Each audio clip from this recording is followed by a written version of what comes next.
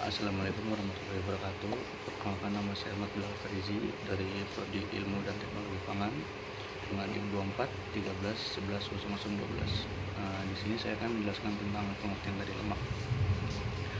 Seperti kita tahu, lemak adalah sekelompok besar-besar molekul alami yang terdiri atas unsur-unsur karbon, hidrogen, dan oksigen, yang dimana meliputi asam lemak malam, sterol, vitamin yang larut di dalam lemak, contohnya vitamin A, D, E, dan K.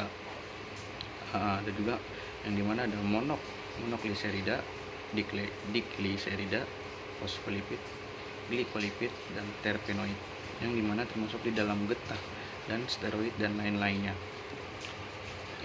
Di sini ada jenis lemak. Yang pertama ada kolesterol, yang kedua ada trigliserida atau juga bisa disebut dengan lemak netral, yang ketiga ada fosfolipid, yang terakhir ada asam lemak.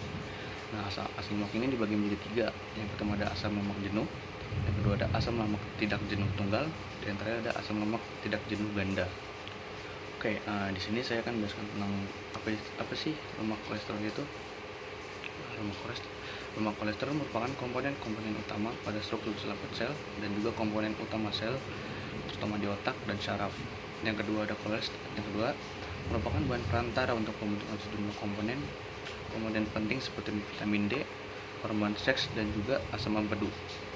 Dan yang terakhir ada pembentukan kolesterol di dalam tubuh, terutama terjadi di hati atau juga 50% total sintesis, dan sisanya di usus, kulit, dan semua jaringan yang mempunyai sel-sel berinti. Yang kedua ada lemak trigliserida, yang dimana terbentuk dari tiga asam lemak dan gliserol. Yang kedua ada fungsi utama trigliserida adalah sebagai zat-zat energi. Yang terakhir ada ikatan antara lemak kolesterol, gliserida, dan juga fosfolipid dengan protein disebut lipoprotein, dari kata lipo atau lemak dan protein. Dan yang terakhir ada fosfolipid, merupakan gabungan dari fosfat dengan lipid, yang dimana ada fosfat, lipid yang menjadi akan fosfolipid. Kembali ke atas, kan tadi seperti saya bilang asam lemak itu dibagi menjadi tiga, yaitu ada asam lemak jenuh, asam lemak tidak jenuh tunggal, dan terakhir ada asam lemak tidak jenuh ganda. Di sini saya akan menjelaskan tentang asam lemak jenuh. Asam lemak jenuh merupakan asam lemak yang mempunyai ikatan tunggal atom atau Si pada masing-masing atom.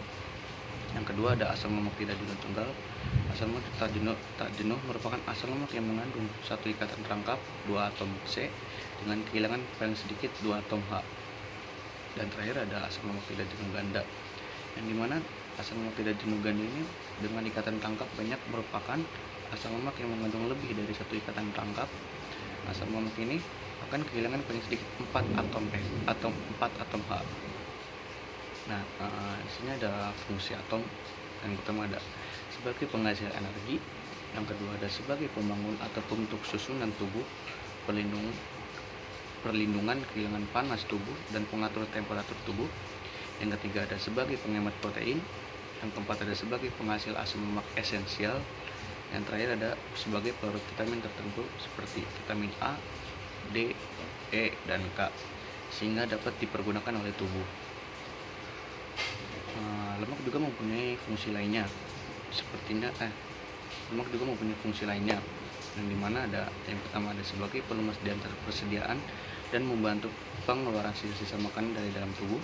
Yang kedua ada sebagai penangguh perasaan lapar, dan yang ketiga ada sebagai pengatur emulsa yang menunjang mempermudah pengangkutan unsur-unsur atau zat-zat lemak dan keluar masuknya melalui membran sel. Dalam hal ini perhatikan fungsi senyawa lipida lecithin. Seperti kita tahu, sumber lemak itu dibedakan menjadi dua, yaitu ada sumber lemak nabati dan sumber lemak hewani. Apa sih lemak nabati itu? Lemak nabati adalah lemak yang berasal dari tumbuhan atau produk tanaman. Lemak ini diperoleh dari biji-bijian, kacang-kacangan, buah-buahan, dan juga tanaman tertentu seperti minyak kelapa sawit, minyak zaitun, minyak jagung, dan juga minyak kedelai. Lemak nabati juga mempunyai fungsi dan kegunaannya. Yang pertama digunakan untuk memasak, menggoreng, dan memanggang. Yang kedua digunakan dalam produk makanan olahan seperti margarin, biskuit, dan juga coklat. Yang terakhir ada beberapa lemak nabati juga digunakan dalam industri kosmetik dan farmasi. Nah, yang terakhir ada lemak hewani. Lemak hewani adalah lemak yang berasal dari jaringan tubuh hewan atau juga produk hewan. Lemak ini juga biasanya ditemukan dalam daging, susu, mentega, keju, dan telur. Contoh dari sumber lemak hewani ini ada banyak. Yang pertama ada lemak daging sapi, kambing atau ayam. Yang kedua ada mentega. Yang ketiga ada keju. Yang keempat ada krim dan susu penuh lemak. Dan yang terakhir ada lemak babi. Lemak hewani juga mempunyai fungsi dan kegunaannya. Yang pertama adalah memberikan rasa gurih pada makanan, menjadi sumber energi, dan yang terakhir ada membantu penyerapan vitamin larut pada lemak. Selanjutnya ada metabolisme lemak. Metabolisme lemak merupakan proses tubuh untuk menghasilkan energi dari asupan lemak setelah masuk menjadi sari-sari makanan dalam tubuh. Dalam memetabolisme lemak ini menjadi energi, kita membutuhkan bantuan glukosa dan juga karbohidrat. Yang kedua, lemak dalam tubuh kita akan masuk ke dalam proses metabolisme setelah melewati tahapan penyerapan, yang dimana bentukan lemak yang memasuki dalam metabolisme lemak dalam bentukan trigliserida atau juga adalah bentuk simpanan lemak dalam tubuh. Yang ketiga ada dalam bentuk trigliserida, lemak disintesis menjadi asam lemak dan gliserol. Yang terakhir ada asam lemak dan gliserol inilah yang masuk ke dalam proses metabolisme energi. Pada prosesnya, gliserol dan asam lemak mengeluarkan glukosa untuk memasuki siklus Krebs, dan juga dengan memasuki siklus ini, gliserol dan asam lemak dapat diubah menjadi energi. Ada tambahan yang dimana klasifikasi lemak berdasarkan kejenuhan ikatan. Yang pertama ada jenis asam. Yang pertama ada asam lemak jenuh. Yang kedua ada asam lemak tak jenuh. Yang kedua ada hidrolis lemak yang berdasarkan struktur kimianya. Yang pertama ada lemak sederhana atau juga lemak dan minyak. Yang kedua ada lemak majemuk atau juga fosfolipid dan lipoprotein. Yang terakhir ada lemak turunan atau juga derivat lemak, asam lemak dan sterol. Yang kedua ada berdasarkan sumbernya. Lemak hewani yaitu lemak yang berasal dari hewan. Yang lemak nabati yaitu lemak yang berasal dari tumbuhan. Yang ketiga ada lemak berdasarkan konsistensinya. Yang pertama ada lemak padat, yang terakhir ada lemak cair, dan yang terakhir ada berdasarkan wujudnya. Lemak terlihat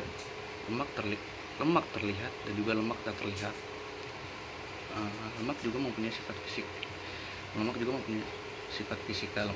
fisika, yang dimana lemak merupakan bahan padat pada suhu kamar karena kandungan asam lemak yang jenuh secara kimia tidak mengandung ikatan rangkap sehingga mempunyai titik lebur yang tinggi. Yang kedua adalah lemak juga dapat memiliki sifat plastis, artinya juga mudah dibentuk atau dicetak atau dapat ditempukan atau krim.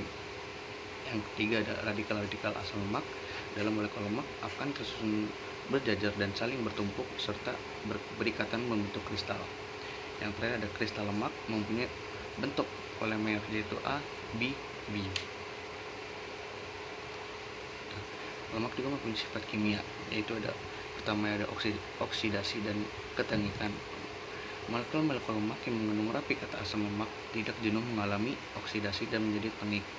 Bau tengik yang tidak sedap tersebut disebabkan oleh pembentukan senyawa-senyawa hasil pemecah hidroksida yang bersifat tidak stabil dan mudah pecah menjadi senyawa dengan rantai karbon yang lebih pendek karena radiasi energi tinggi dan juga energi panas.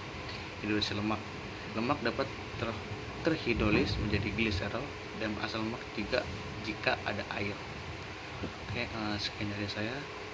Mohon maaf jika ada tutur kata yang tidak berkenan atau salah. Wassalamualaikum warahmatullahi wabarakatuh.